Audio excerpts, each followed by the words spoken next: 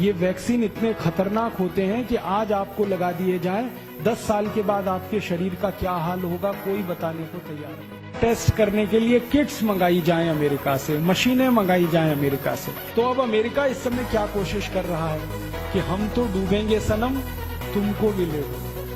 मुझे जो सही लगता है मैं करता हूं, वो चाहे पुलिस, कानून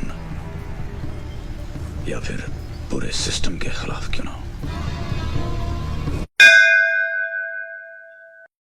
हमारे देश की सरकार चलाने वाले नेता और मंत्री, उनको इस तरह की बल्क परचेज करने में करोड़ों रुपए की रिश्वत होती है। जब वो उस कंपनी को प्लेस करते हैं ना ऑर्डर, उन्होंने 10,000 कोटी का ऑर्डर दे दिया, तो इसमें से कम 1000 से 1500 कोटी रुपए मंत्रियों की रिश्वत का फिक्स हो जाएगा। इसलिए सरकार का इंटरेस्ट है कि ये दवा मंगाई जाए। अभी चर्चा ये चल रही है कि हर एयरपोर्ट पे मशीनें लगाई जाएंगी, उनमें से आदमी को गुजार कर टेस्ट करेंगे। वो मशीनें लाखों करोड़ों रुपए की हैं। तो उनका ऑर्डर किसी कंपनी को दे दिया सरकार ने, उस ऑर्डर का 10%, 15% मंत्रियों को मिल गया हिस्सेदारी के रूप में, अधिकारियों को मिल गया। तो सरकार का वेस्टेड इंटरेस्ट ये होता है कि खूब रिश्वत इस तरह के कामों में मिलती है। मैं आपको एक पुरानी जानकारी देता हूं। आपको याद है 14 साल पहले सूरत में एक अफवाह उड़ी थी कि प्लेग आ गया, प्लेग आ गया, प्लेग आ गया, याद है?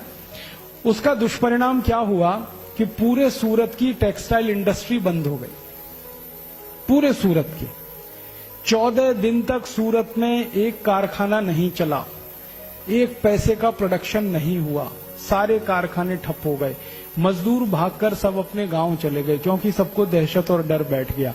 उतनी देर में परिणाम क्या निकला? भारत में कपड़े की कमी आ गई।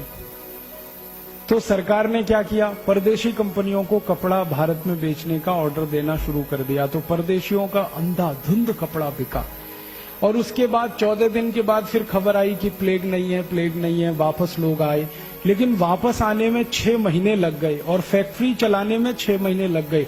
6 महीने तक भारत का बाजार विदेशी कंपनियों ने कपड़े से भर दिया और पूरे खेल में 14,000 कोटी का नुकसान भारत देश को हुआ। ये 14 साल पहले सूरत में हुआ था। फिर बाद में वैज्ञानिकों ने जांच की तो पता चला कोई प्लेग नहीं था, सिर्फ अफवाह थी। और वो अफवाह उन कंपनियों ने फैलाई थी जिनको भारत में कापड़ बेचना था। यही खेल अभी हो रहा है। और अभी खेल क्या हो रहा है? पुणे कितने दिन से बंद है? 8 दिन हो गए। पुणे में एक दिन की गतिविधि जो चलती है, जिसको अंग्रेजी में हम सब ट्रांजैक्शन कहते हैं, कितने करोड़ का होगा? 500 कोटी। अब 500 कोटी का ट्रांजैक्शन एक दिन का, तो 8 दिन का 4000 कोटी रुपए नुकसान हो गया पुणे का, सिर्फ एक झूठी अफवाह के आधार पर। अब ये 4000 कोटी का नुकसान तो हो ही गया, वो एक बात है।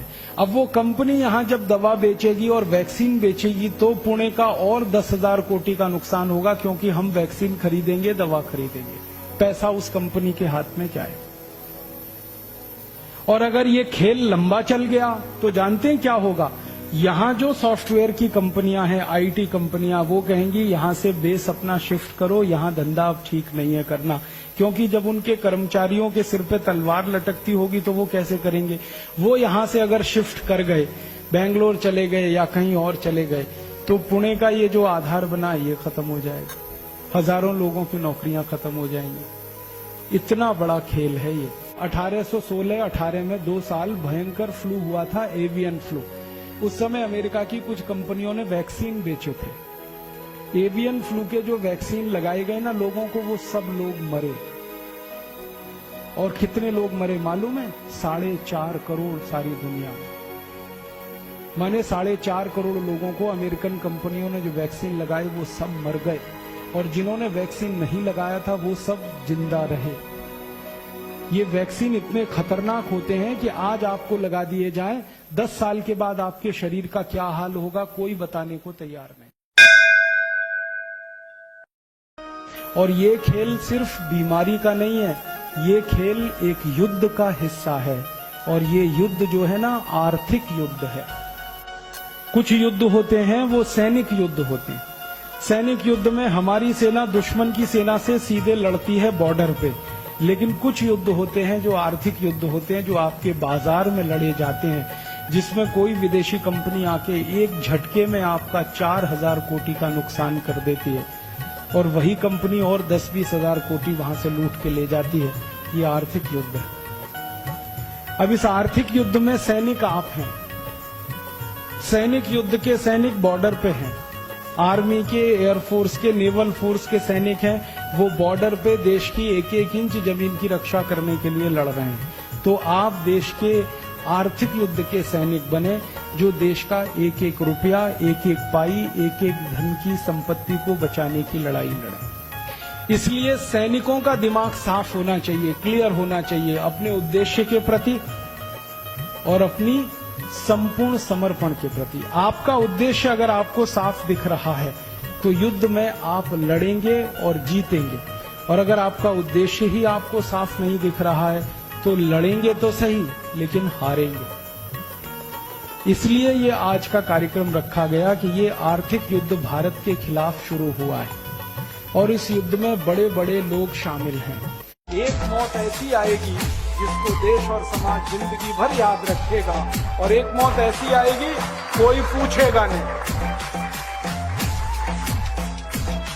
तो हमने तो चुन लिया है दूसरा रास्ता, भगत सिंह वाला, ऊधम सिंह, और तय कर लिया है कि जैसे भगत सिंह, ऊधम सिंह, चंद्रशेखर ने गोरे अंग्रेजों को भगाया, वैसे ही हम आज के इन काले अंग्रेजों को मार भगाएंगे इस देश में।